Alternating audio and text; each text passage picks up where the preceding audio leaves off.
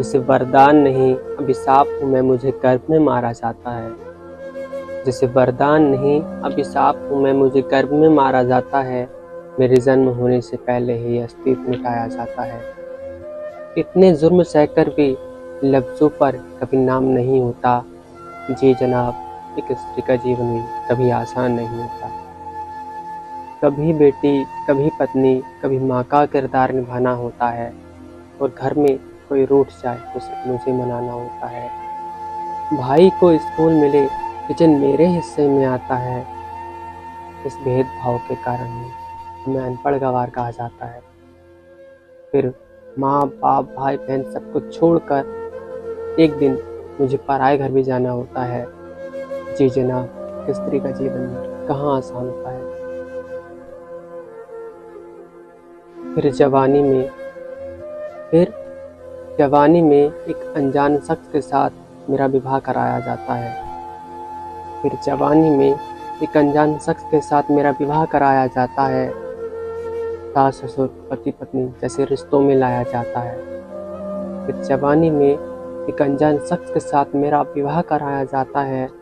सास ससुर पति पत्नी जैसे रिश्तों में लाया जाता है। विवाहवाद की स्वेच्छा से मायके तक आना जाना मेरे हाथ नहीं होता। जी जनाब, एक स्त्री का जीवन भी कभी आसान नहीं होता।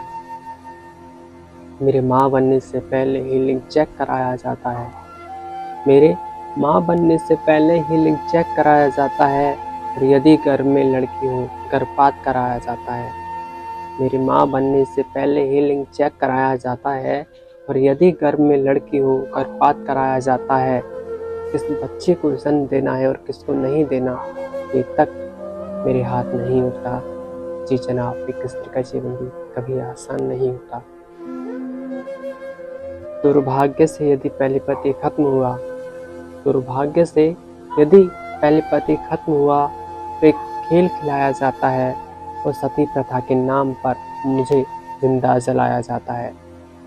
दुर्भाग्य से यदि पहले पति खत्म हुआ तो एक खेल खिलाया जाता है, और सती प्रथा के नाम पर मुझे जिंदा जलाया जाता है।